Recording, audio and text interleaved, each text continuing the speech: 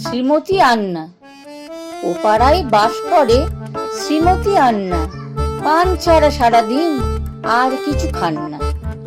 গরমের ছুটিতে গিয়েছিল কালনা, আনলো সেখান থেকে দম দেওয়া খেলনা। ছোট মেয়ে উমারানী খুব খুশি খেলনায়, তাই নিয়ে সারাদিন বসে থাকে জানলায়। তাই দেখে ছোট ছেলে ব্যাগ জুড়ে কান্না। আন্না আসেন ছুটে, ফেলে দিয়ে রান্না।